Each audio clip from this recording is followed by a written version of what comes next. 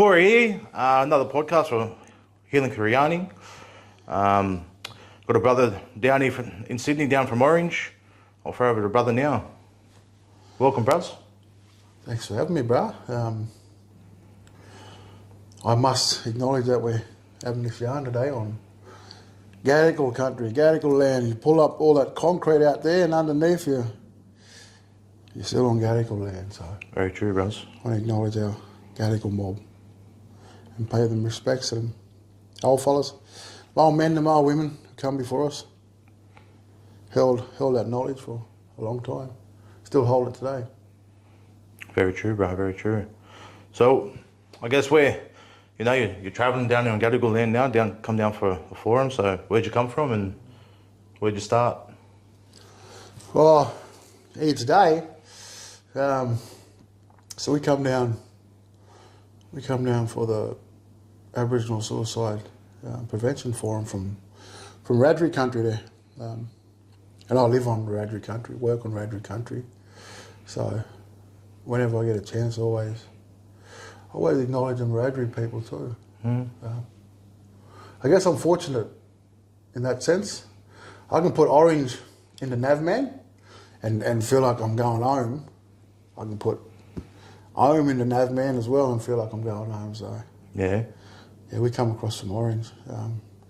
Me and Aunt from our workplace. We come down for the forum today. no, nice, bro. And when you say home, where's home? Oh, home. Like I said, I'm fortunate. Home's a few places for me, but my people, we mission people back home. Yep. Well, grandfather, he sort of built the mission.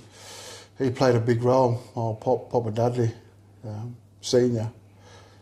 He used to get all the timber to build the mission back in Walgett. He was also one of the first taxi drivers, first Aboriginal taxi drivers. So.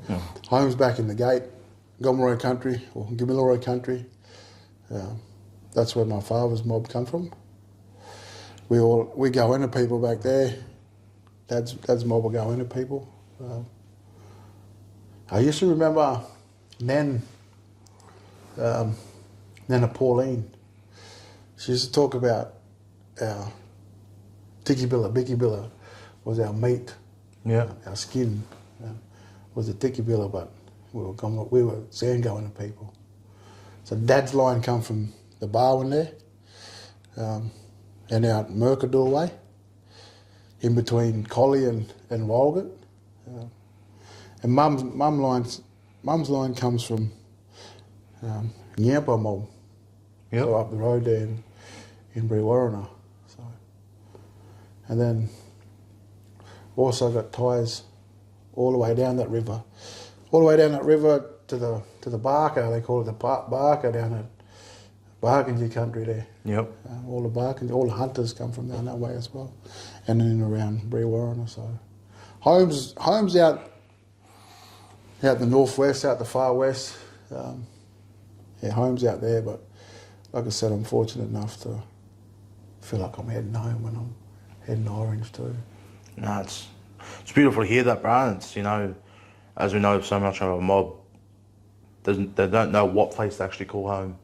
They're so detached from wherever they think home is through removals or whatever that is. So it's beautiful to hear that you can call two places home and feel comfortable in both places. So yeah, I guess so what's a bit of your journey that I guess led you to Orange and along your path into work? How long we got? As long as the camera runs, brah. My journey. Well, growing up, Mum and Dad, they were pretty transient between Dubbo, Walgett. I remember small stints in Wagga. I remember little stints in Bathurst. All over the place I remember as a kid. But mainly Dubbo and Walgett. I remember. Yeah. And Veggie Valley. And now looking back now, knowing what I know now, Yeah. Veggie Valley is the derogatory term for our people, you know. But that's where predominantly my journey started, in them communities. Yeah. Grew up. So Dad come from a big family. He had 5 brothers, 5 sisters. There was 11 all up. Come from a big mob back home in Walgett. And there was 2 brothers who married 2 sisters originally. 2 Hunter brothers married 2 Dennis brothers married 2 Hunter sisters. Yeah. And grew up side by side at the mission. That's a lot of the stories come from back home, around the mish, sitting around the fire with them old fellas. So my journey's shaped by them as well. Yeah. Definitely shaped by them, and Mum's there along the way as well.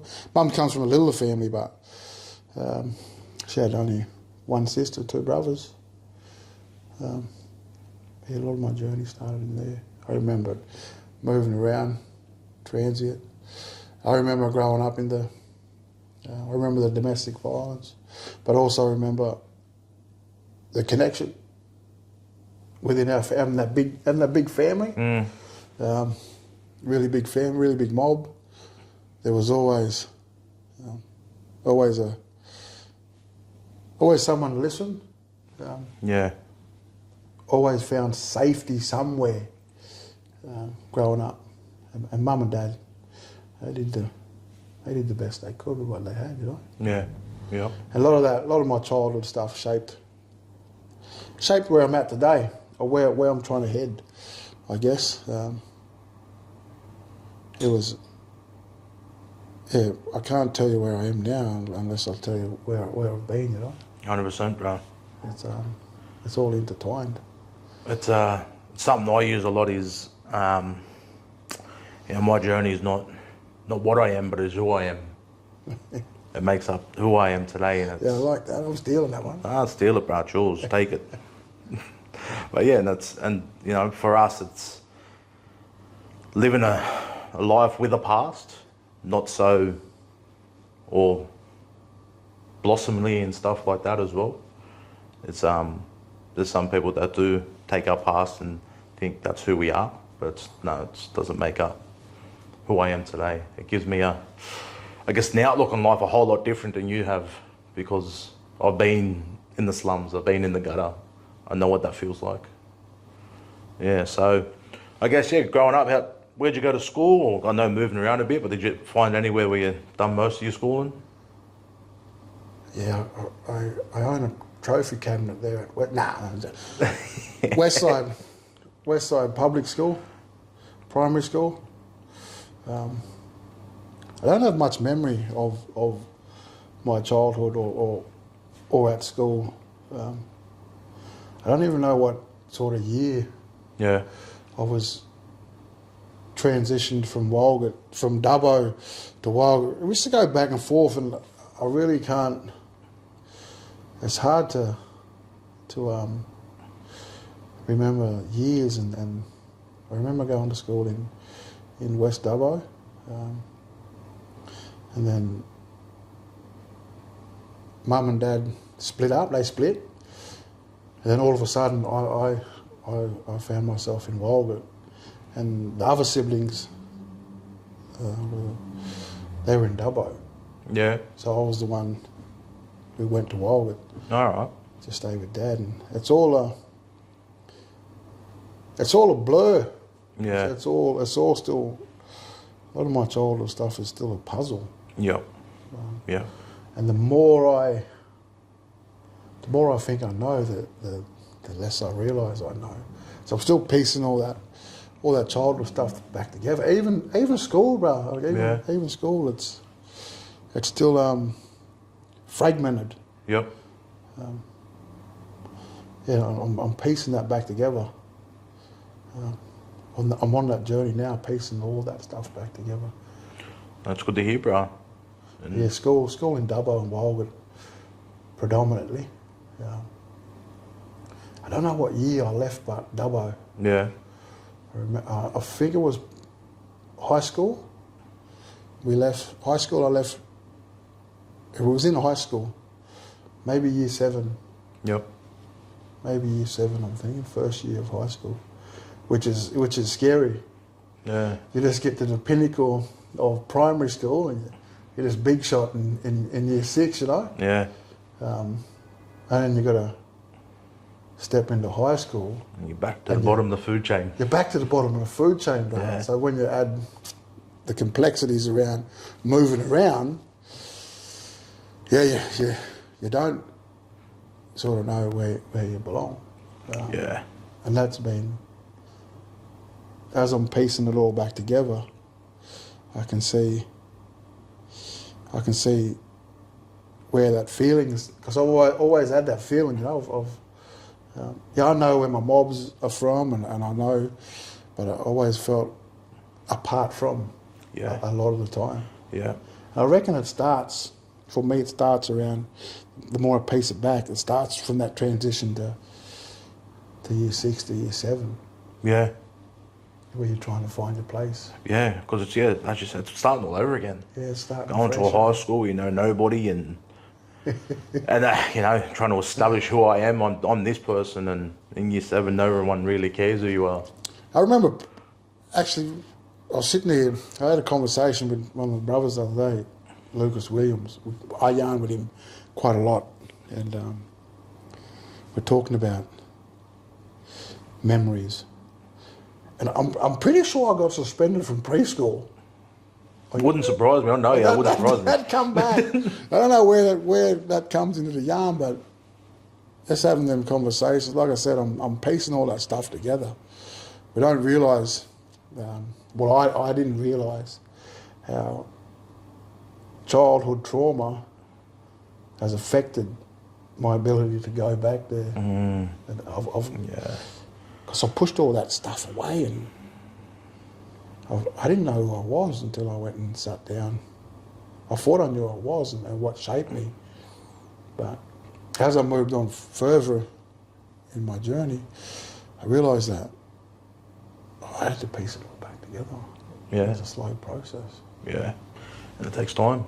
Oh, And sometimes it's in this world we don't have time to sit and pull that puzzle together as quick as we want. So it's about finding time and space as well.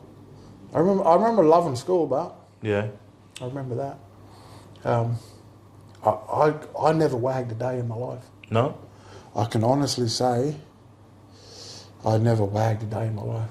School was where I needed to be. Like, Yeah. it was better than other places It's like a lot of the time. I You never said- wagged a day of school in my life. you saying that actually makes me reflect, because you know we studied together, and you were always there, and when you were there, you were always present. So I don't know about present. you were present. You I were. was at school.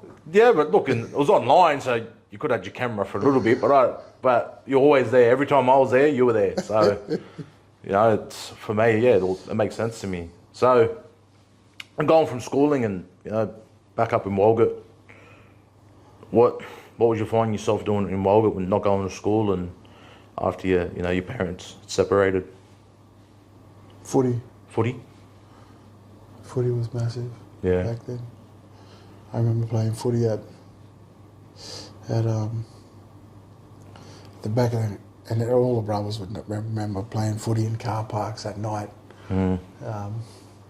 Back in the days, playing footy in the vacant car parks. Yep. All hours of the night, we'd play footy, get around. I remember, because back in Walgett, the pubs back in the days, Oasis, and a lot of our little towns too get this really bad reputation, but they're also places full of resilience, hard workers, community champions, a lot of love around. I remember they had no glasses in the windows at the pubs back in Walgett. They were all perspex, and I can remember the only way we could see in them as kids was burning cigarette holes into the perspex, you Yep. know, and looking in. I remember looking in there, watching all the adult stuff. Mm-hmm.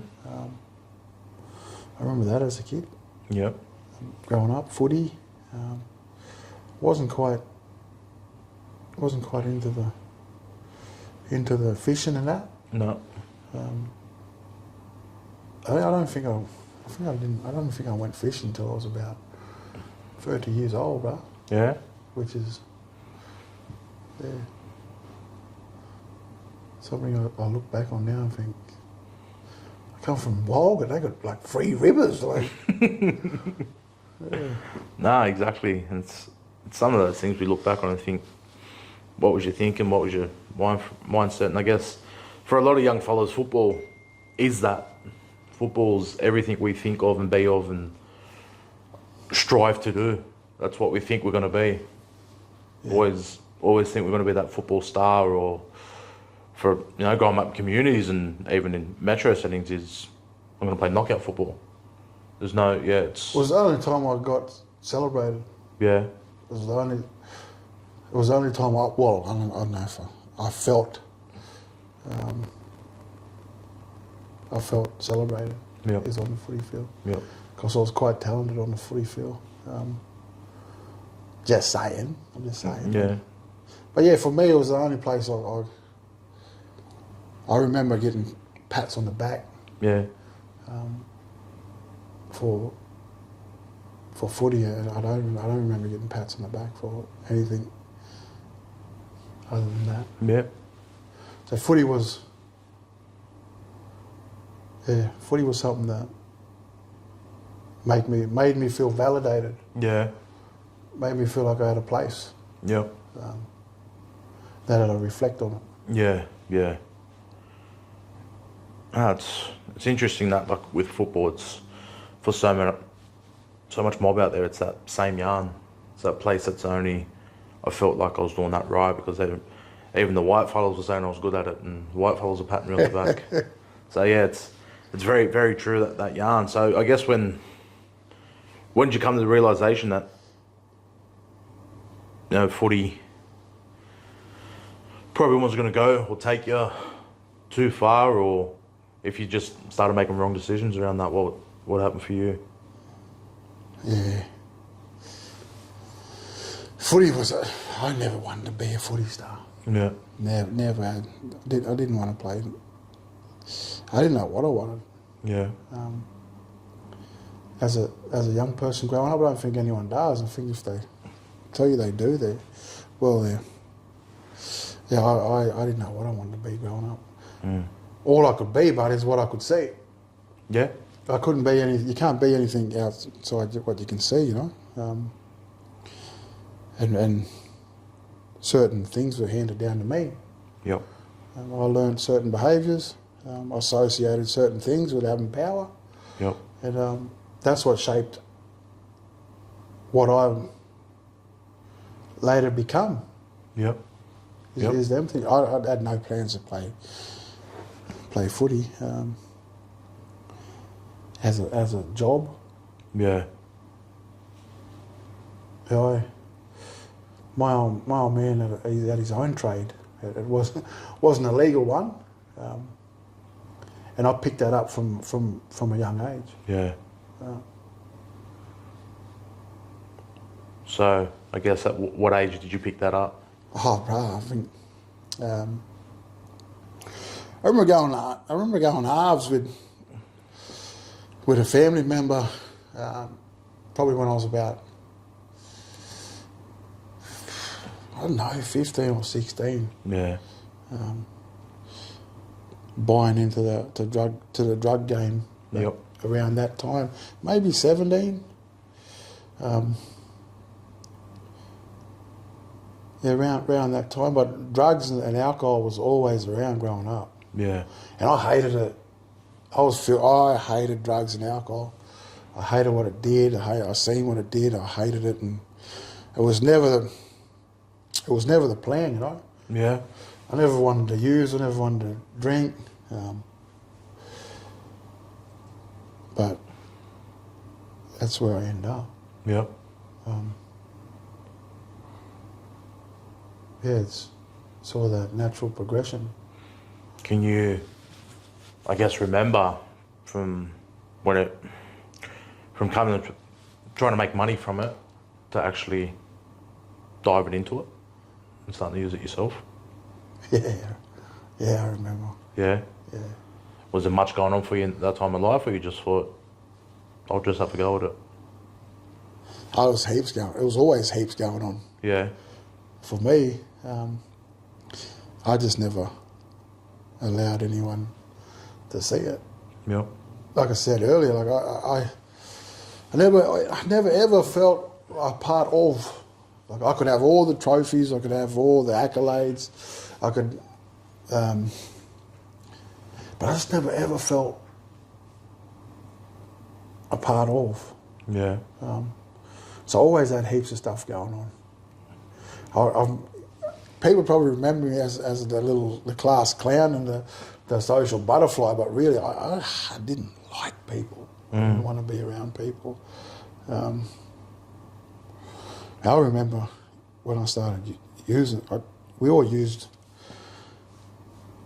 and now I think it was normal. Back then I thought it was normal, like started smoking yarnie at a young age. And, no one knew too, like look, I couldn't let Dad find out. Yeah.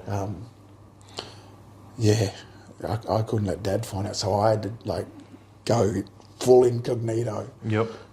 I would only use alone. I wouldn't even trust my cousins. It's got like and the brothers. Like, yeah, I couldn't let Dad find out because it wouldn't have been good, you know. Yeah. It would have been more.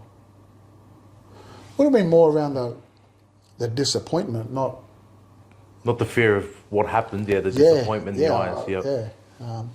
But I remember when I picked up.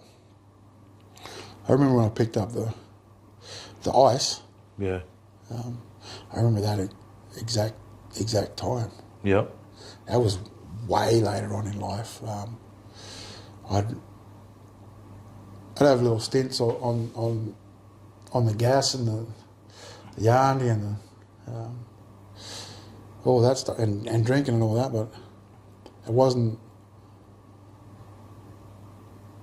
I was really triggered when I lost. Like further on down the track in my 30s, I bottled all this stuff up as a kid, like all the abuse. I bottled it up, and I didn't know how to deal with it, and I was always angry. Yeah. I was angry, very, very angry individual. Because anger was the only thing that was celebrated. Yeah. And I couldn't display any other emotion without it being coupled with anger. I couldn't cry without. I can't even remember crying actually. I can't even remember my old man crying. I can't remember any of them uncles crying. No one cried back in the day. So. But I remember when I lost access to my little people, my kids. Yep. And that triggered my childhood stuff that I didn't address. Yeah. And I didn't like that. I didn't want to sit with that. I didn't want to feel that. And it picked up. Yeah. First time I thought, whew, this is good. Yeah. I don't have to feel it like this. How good's this? But that only lasted, feels like 10 minutes. Yeah. It feels like that only lasted 10 minutes now, but that feeling that, well, this is good. Yeah. I don't have to deal with anything. But yeah, I lost access to my little people, and it made me access my little person. And that's when shit hit the fan. Yeah. Really bad. And I end up, long story short, I end up in a few sieges with police. I end up in some really bad situations. I end up multiple suicide attempts. Yeah. And I end up getting spat out in Bathurst jail, and I can remember the day because I didn't get bail from my first offence. I didn't get bail. And I remember the day I got bail. I think I spent about 4 or 5 months in Bathurst, and I remember telling one of the old uncles in the yard, you know, because I didn't use in jail. No. I didn't use, and it wasn't. There was one time I tried to use, and it was coming in, and I got blocked. Yeah. But that's another yarn. And I didn't use while I was in jail, and I thought, you know what, I might as well go to rehab Yep. because I wasn't using, but I was still. Oh, you could light a match on me, you know. I was still had all this stuff inside, and didn't know what to do with it. And Bathurst is one of those jails that doesn't help with your anger. Well- Chucked out in the yard all day, snow, rain, cold, hot. You're out in that yard all day. You're gonna be angry. I remember going for a reception there, and I knew everyone in there. Yeah. It was like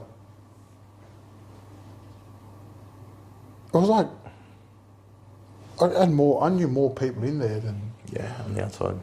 than. And one thing I will say about jail, one positive is that because of the us versus them mentality in there, Yeah. that was the first time someone told me they loved me. Is I had to go to jail Yeah. to be told, "Love you, bruh." Yeah. That's crazy. Yeah, it is. They'd tell you every before you get locked in every day. Love you, brother. Love you, my brother. Yeah. Yep. See you in the morning. Mm. And that went a long way. Yeah. That's interesting you say that, bro, because my journey's been inside, but now working in Justice Health. But I get that off the brothers now when I'm finished doing the consult with them. Love you, bro. It's like, love you, bro. It's just, and it takes me back to that, bro. Yeah, bro. Because it's such a normal thing in there. Yeah, I remember. I remember. No one said that they love you in our crew. Like growing up, I remember I said it once, and Dad said I was gay. What are you saying that for, you know? And later on down the track, I worked out because I thought it was weird when people would say they love you, you know. Yeah. I thought, what's wrong with this fella? Yeah. If not growing up around it, it's different. Yeah. But what I worked out is that it was normal. Yeah. What was normalised for me was not that. Yeah. But I thought that was interesting when I was reflecting on jail. Is I had to go to jail to feel comfortable to tell someone, "Yeah, love you too, bruh." Yeah.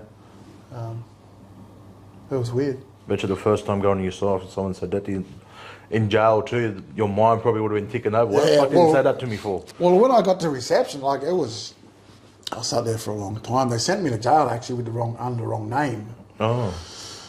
So I really got mucked around from the process, did. But yeah, I remember having the thoughts of going to rehab in there. I was getting a haircut actually. One of the brothers was giving me a haircut. Oh. And Did you have hair then, or? yeah, a little bit. Yeah. Well, it was giving me a side trim anyway. And I don't know, why don't you just have them yarns when someone's cutting your hair? Right. Yeah, it's The walkabout funny, barber, I just gave you a plug there. Anyway. Yeah. There's another Māori fella that does it over there, and it's your wife's not your rehab. Started from that as well. Yeah, so I ended up applying for bail to go to rehab. Yep. Prosecutor was against it. The prosecutor at the time is now a federal MP back home. And, No. I had a yarn with him about that down the track, but that's another yarn. Yeah. But I remember telling one of the old unks in there, and it was in the yard. And this is important, I think, this message. And he told me in front of the yard when he had a crowd, he told me, I'm not going to say who it was, rehab was for quitters. And they put me on show, you know, and I had thoughts. I'm glad they took my phone off, Yeah. because Because I was going to ring up and say, I don't want bail. Like, I'll just stay in jail. Like, you keep the rehab. I'll stay in jail. But they cut access to the phone by that time. And, I was arguing with the screws to stay in jail. Just from that, From that, from that, because I seen these fellas as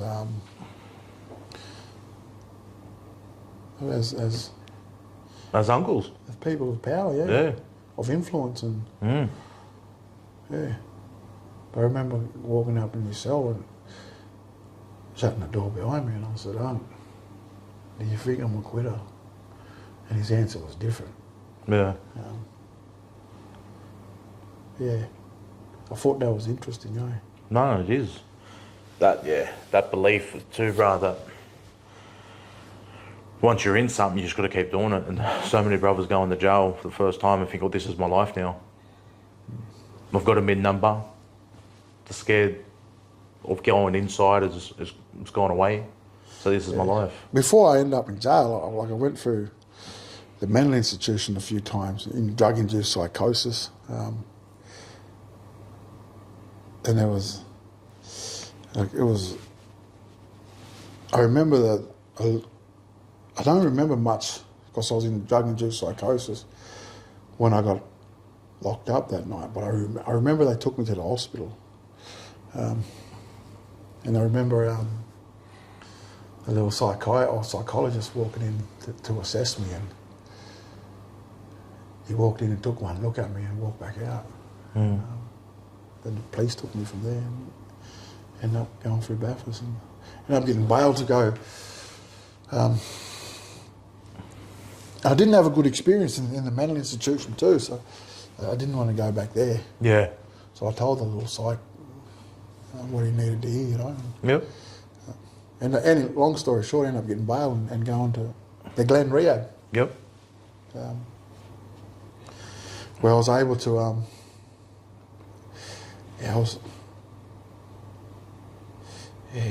didn't know what to expect. Yeah. Yeah, but I didn't use while I was in jail. It was good. No, it's a massive strength not to use in jail. Because, as I said, sometimes you just get in there and go, well, as Uncle Ive says all the time, you get the fuck it. You get in and just, fuck it then, I'm here. What's the worst that can happen? I might as well just drop in. Yeah, I went to rehab. Yeah, I didn't use in jail. It was probably one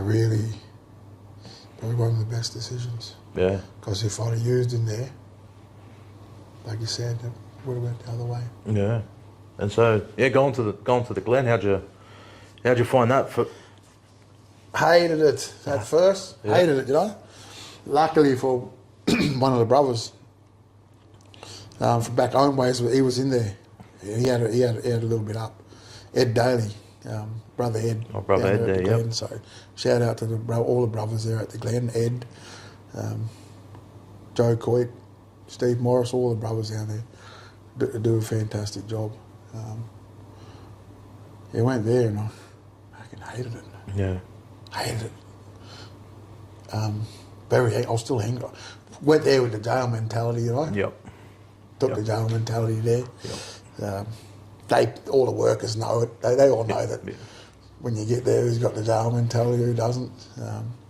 Uncle Glenn Collis was there and he had a yarn to me. He said, "Bud, you need to leave it at the gate." He said, if this is not for you, well, you can pick it back up.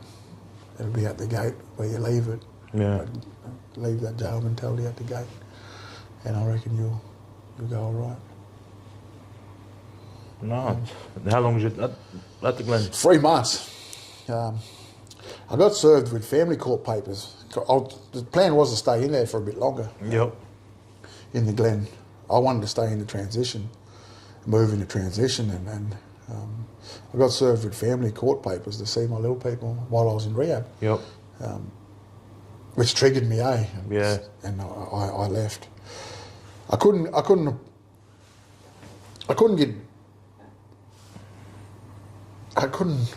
I couldn't give them an address. Yeah. No one would take me. Yep. from rehab.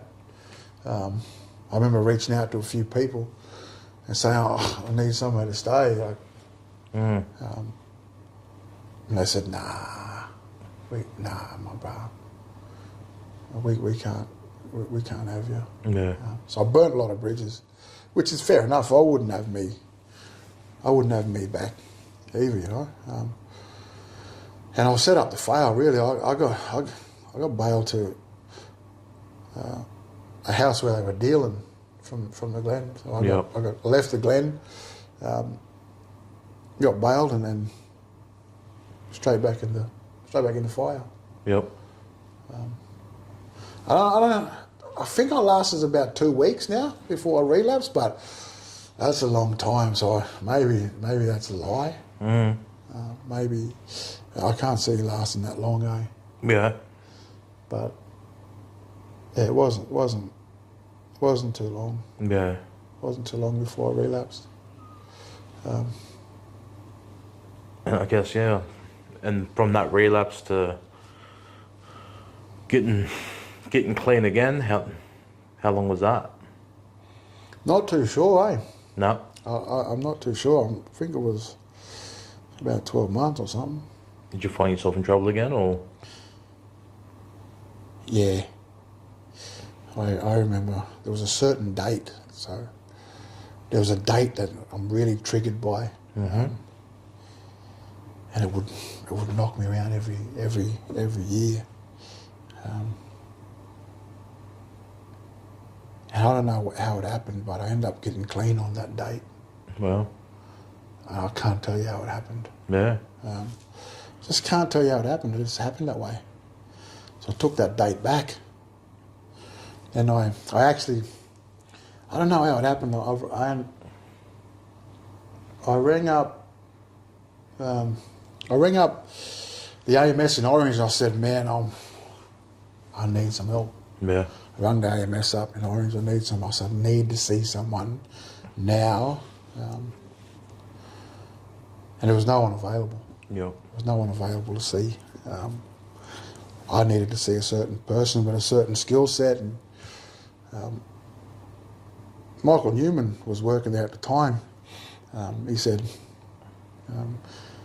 "I can't," because he was working as a manager or something at the time, and he said, "Brad, I don't think he was there. I think he was working somewhere else."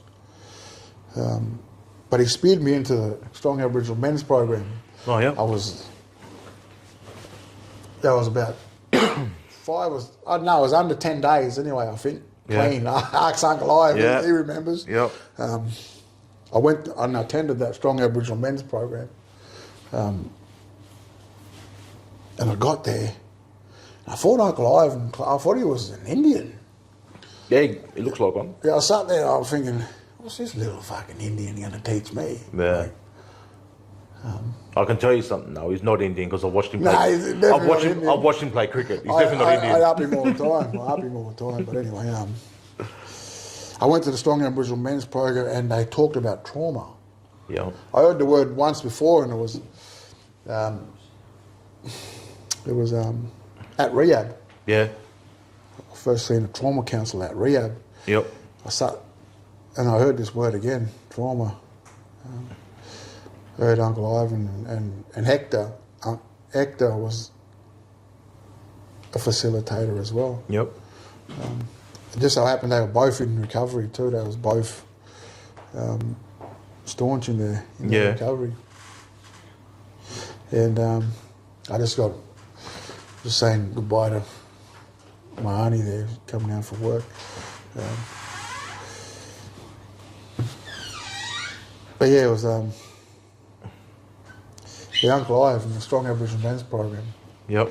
I actually got to sit down and have a look at trauma, but they also spoke about my roles and my obligations, my cultural obligations as men.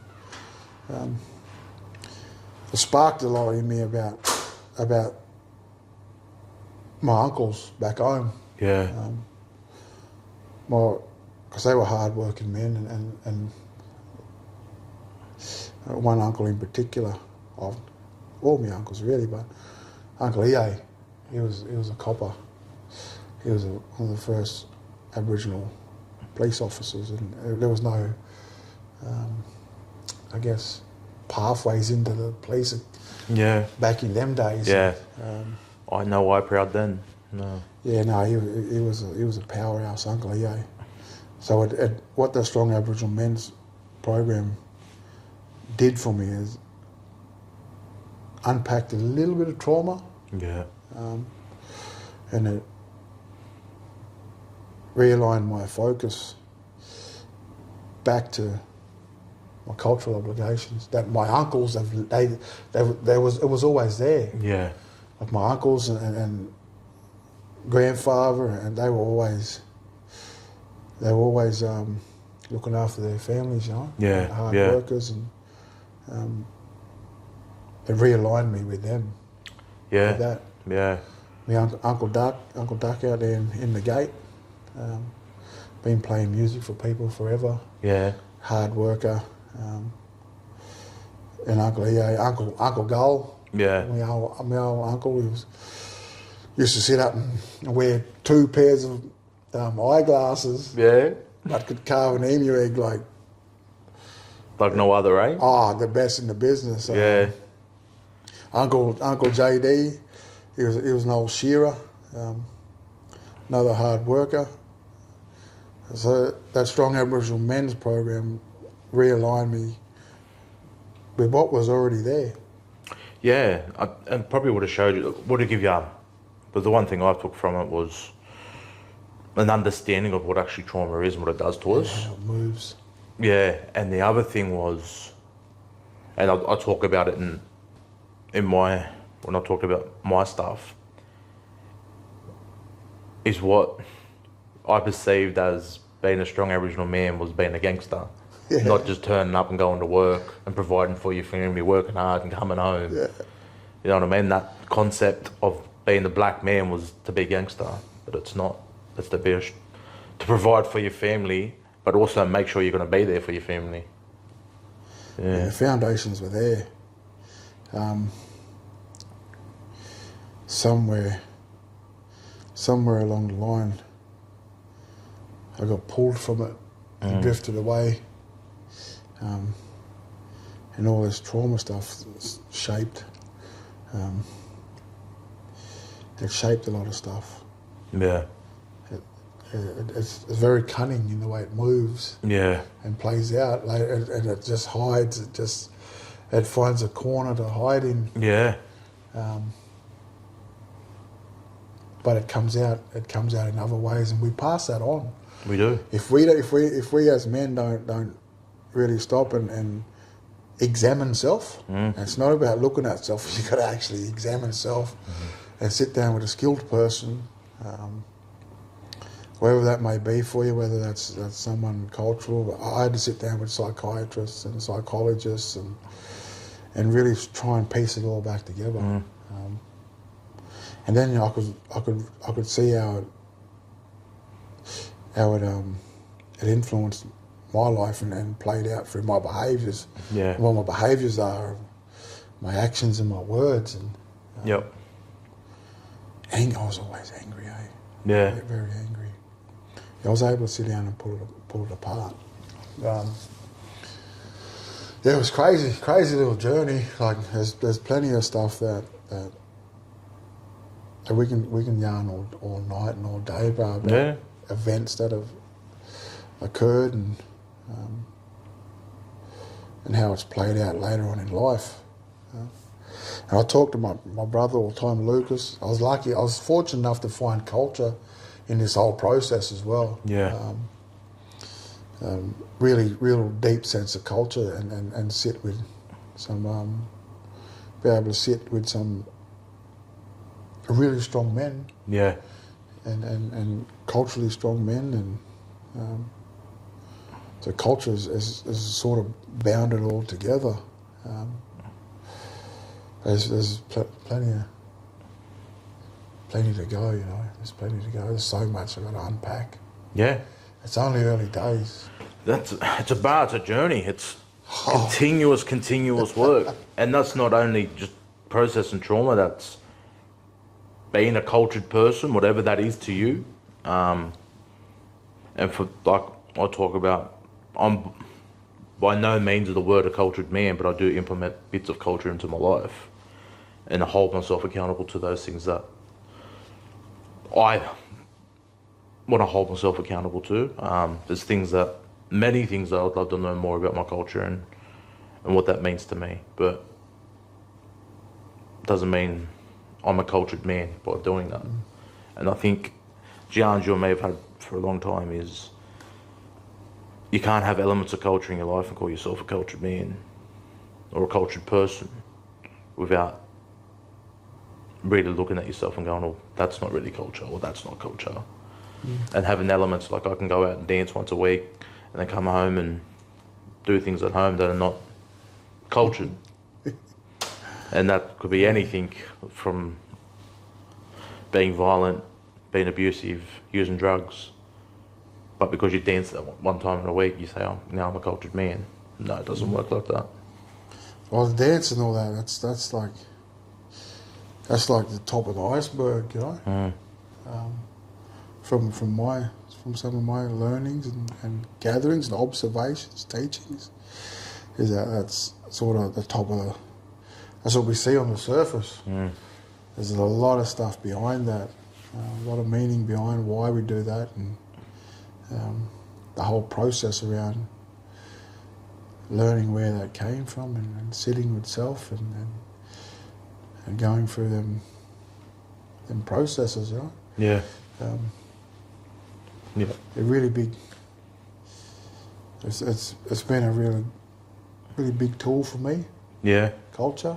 Yeah. Another big tool for me that I've been fortunate enough to be in is the fellowship of NA and AA. Yep. There's been another, and I've got, and Greg Inglis actually talked about it today during his yarn there. Yeah. Where he talked about you'll be able to count your 5 friends. You'll be able to count them on one hand, you know. Yep. And I've got that. I've got them people that I reach out to. Brother Lucas, like Uncle Ive. I've got my uncles back home. I'm my big brother in Dubbo. My big brother Kev. I've got support of my wife at home. My partner, sorry. It's like from where I was 10 years ago to where I am now, my phone rang a lot more 10 years ago. Yeah. Did you pick up then? Because you don't seem to pick up now, bro. Sorry? Did you pick your phone up then? Because you don't seem to pick it up now. Look, I don't know, but it rang heaps, but I found a really useful tool too in navigating and navigating hardship, or whatever you want to call it. Your journey is humour. 100%, bro. I was sat down in circles with people that tell yarns and make a glass eye cry, you know. Yeah. Powerful yarns, and you always got to find that humour in it. That's it, bro. I remember sitting around the campfires back home at the back of Aunt Di's, and Aunt Di's was she was my safe place, my Auntie Di. Yeah. When I got speared back to Walgett and Dad was doing his thing, and my Auntie Di, look, she took me in. She was a very influential person too, Aunt Di. There was many times we'd gather. So Aunt Di's, we had the boys' room at Aunt Di's. All right. We had like 4 sets of bunks, maybe 3 sets of bunks, and all the cousins was there, you know. Yeah. And every night, or just about every night, you'd have the uncles would be drinking, or there'd be some sort of they might not be drinking, they might be just sitting around the campfire. Yeah. Yeah. Having them conversations. That's where they'd be telling them yarns of pretty full-on yarns, but they'd be laughing. Laughing about it, yeah. They'd be laughing, and yeah. I remember sitting back thinking, humour. Yeah, it's funny that, bro. I've done some work with some of the uncles that gone through Kinchela, and all of them, when you speak to them, and they say it quite openly. If you want to see a group of teenagers that look like old men, that when we all get together for our different things for Kinchela, because we just sit around and we laugh and laugh and laugh. They go, we've all been through some really, really fuck shit. But when we get together, we just laugh and laugh and laugh. And he goes, people think that we've lived the best lives if you looked at us and didn't know us. Yeah, that's true, eh? Yeah. Imagine sitting back from the outside looking in, thinking, and that happens a lot, Yeah. doesn't it? Yeah. When we the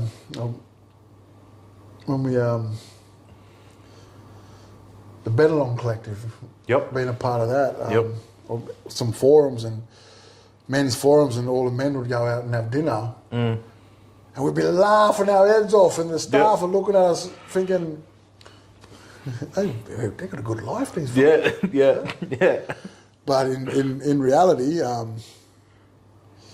don't think many people would have survived some of our people's journey. Nah. Let alone strive. Yeah. Like, our people are resilient, and they're striving now. Yeah. Succeeding. We hear a lot about the risk factors around our people, our First Nations mob, but the media doesn't paint a very strong picture of our collective strength, No. our collective Wisdom. intergenerational strength. You know? Yes. They highlight the intergenerational trauma, but they must have had the night off when it was time to talk about the intergenerational strength, eh? Yeah. Intergenerational humility. Like, there's all Big these. word, that humility, bud. Yeah, I've been hanging around Ivan a bit, bro. I've got big words, you know. Yeah, she's a. I mean, big word in the sense of. The meaning. Oh yeah, it's you can't master that. You can't clock it. No. You can't clock that word. You can't even say you're humble No. because you're not being humble then. Exactly. That's what I'm saying. I'm a humble person. Oh, are you, bro? Well, now that you mention that, Yeah. no, many strengths around that we don't hear about, especially out in them little rural remote communities. Exactly. Yeah. But yeah, and I guess, shared a little bit about your past and some of your stuff you've done, but where you at now? What are you doing with your life these days? What am I doing now? Other than being a deadly father? And Yeah, my kids are still got some battles on in access to my little people. Yep. That's been a ongoing journey, that one. Yeah. I probably didn't make mention too much about my kids, and it's probably a reflection of where I'm at the moment Yeah. in that journey. Yep. It just took me back, didn't I? Yeah. And I've been reflecting on that. I can't tell you where I'm at with that unless I told you where we was, you know? Yeah. It took me a long time to be able to attach to my kids. Yeah. Yep.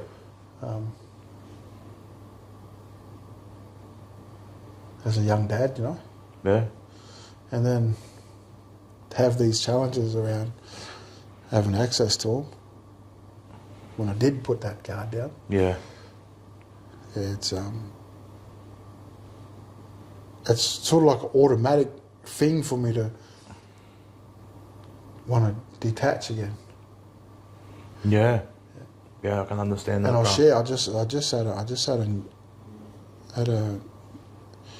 had another bub, you know, Yeah. and I'm having that same battle again. Yeah. And it's a tough one. Yeah. It's a tough one. Yeah.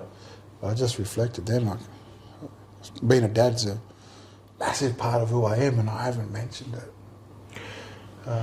Look, you did mention it early, but you were talking more about your childhood trauma. But I think for you, Brian, we've had some really deep yarns. Is one of the things when you're battling with the access of your kids, I can see that, and something you've never really said to me just in there. I can see that detachment when you, and it's not to say it's a switch, but it's something that you're trying to protect yourself, and I can see it in you. Yeah, bro. Yeah, and you're just like, and I've seen it with other brothers as well, having that access to their babies. Is the way I deal with this is I just say, I don't want to see him, or I don't have to see him, and it's something you're just trying to protect yourself with. Yeah. Yeah. It's a trauma response. 100% it is, bro. It's a trauma response, Yep. 100%. Like I didn't touch too much on my trauma, just that it exists, and I'm pulling it apart as we move forward, you know. Yeah.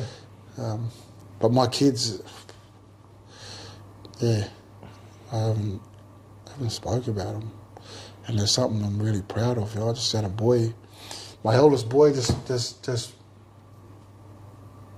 stepped into some independence and then Yep. secured his own little place, breaking cycles, you know. Fucking oath. I didn't get my own place till I was 40. Yeah. Like, I didn't have a bill in my name till I was 40. Wow. I didn't have a bill in my name till I was 40. I had some bills in my name. I never paid them, but I never had a bill in my name. I was given these certain skills and always jumped into me like, you don't owe anyone anything. yeah, Don't ever work around it. Yeah. You don't ever owe anyone anything. And I seen what it. We're probably digressing and segueing out and No. jumping on a little. It's the yarn, bro. It's fine. But yeah, it's always. I seen the power of owing someone something, yeah. and I never wanted, because I was powerless all the time, no. I don't know where I was going with that, but I never had a bill in my name. I was talking about my young people, my oldest boy, who I'm so proud of. You know, he was a big part of my journey. My boy, my son. I shouldn't call him boy. He's just stepped into his independence as a man. Got his own place. Got a full-time job. Kicking goals. He's kicking goals. Definitely kicking goals. We're definitely breaking the cycles there. Yeah. I didn't have my own place till I was 40. I'm 42 now, so. I remember talking to you 2 years ago when you were struggling to get that place too.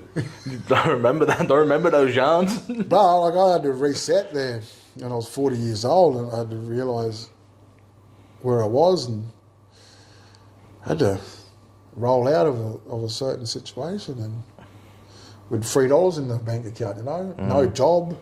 I actually slept on the ground, like I was. Yeah, it was a really big learning curve. Yeah. And then Yeah. have my son get his own place, it was like, I cried. I cried when I looked at a photo of him standing up in front of his porch, looking all lovely and that. Yeah, I've seen that picture. Place. Yeah, that's deadly, bro. I shared that picture. No, But it's deadly, bro. I was sitting there crying, thinking, good man, he's well done, my son. Well done. Where to next, you know? Where I'm at now is I went back to the Glen last night because we're in Sydney, and I'll try and get back there as much. That's a lie. I'd like to get back there more, but I probably could try more. But I ended up there last night and sitting around the same fire I was sitting around in 2014.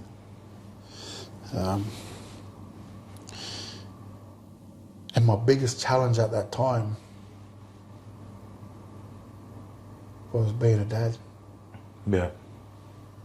And I went back there last night and I sat around that same fire. And, you know, the biggest challenge I'm facing at the moment is being a dad. Yeah. It kept me up till 3 o'clock last night, actually. When you, it was really good. It was tough. It Yeah. was a tough one last night. Yeah. And sitting in them spaces with that suicide prevention forum and where to next, you know? Yeah. Where to next? That's it, bro. That's, you know, you was talking about study, maybe some more study. Yeah, where to next? I know where I don't want to go Yeah.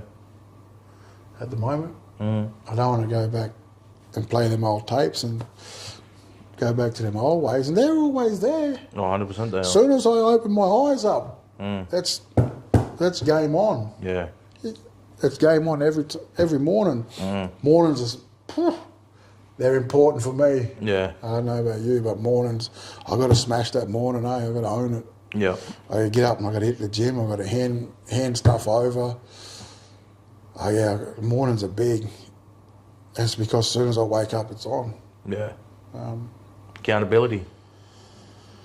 I don't know what it is. I don't know what it is. I don't want to be happy. I don't know what happiness is. Like get around being happy forever. What are you? Popping? Nah. Nah. I don't know. I Content? guess What about content? content's a beautiful word. I want to be peace. I don't know what I want. I just want to. I want to continue to break cycles and to grow grow and learn. Yeah. That's all. Learn's a big one, eh? That's all I want to do. Want to keep mate. learning. Definitely want to do some study. Definitely want to do some study and keep growing on as many levels as I can. Yeah. I'm not going to do that being comfortable, but No. I've worked out that You got to make yourself uncomfortable, bro. You got to do the difficult things. Yeah, you got to. Yeah. You got to do the difficult things. Growth doesn't come when you're comfortable. All the difficult things will do you. I can tell you, Yeah. bud. Yeah. Learned that the hard way. Yeah.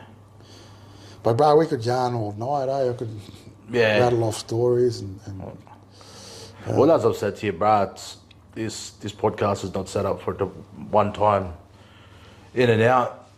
You know, catch up, another yarn down the track, and when I'm coming through Orange, sit down and I'll bring all my woolies and that up there though. Make sure I'm Cold up nice there, and bud. warm. come up there mucking around, actually. Cold up there, bud. But yeah, look, we'll call that a night on this yarn, but for sure we'll have more yarns. But the one thing I'll ask you now, my bros, is when it's all said and done, what do you want to be remembered for? In the dream time, my bro. What I wanted to be remembered for.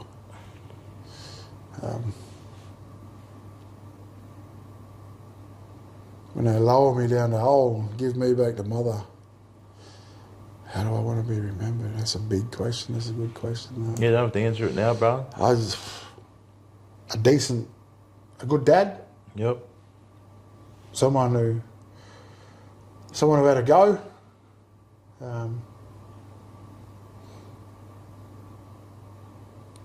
Yeah, being a good dad and someone who had a fucking go. Fucking life, bro. Someone who had a go who wasn't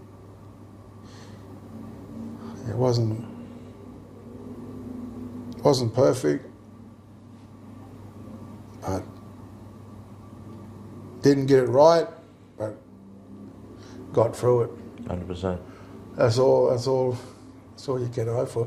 Because I've collected a lot of data on what not to do, I can tell you. Yeah, there's someone who had a go, bro. And mate, didn't get it right every time, but fuck, I got through it. I'm still here. You are. We're still going. The journey's still on, you know. That's it, my brother. We got probably more days behind me now than in front of me. Yep. But we're nowhere near the full-time whistle. No, that's we're it. nowhere near the full. Put the whistle away, sir. let them run. Nah. Let them run. Let them roll it. Well, thanks for having the yarn with me, brah. And I'm sure we'll do it again. Ah, bro, we'll have to do it again.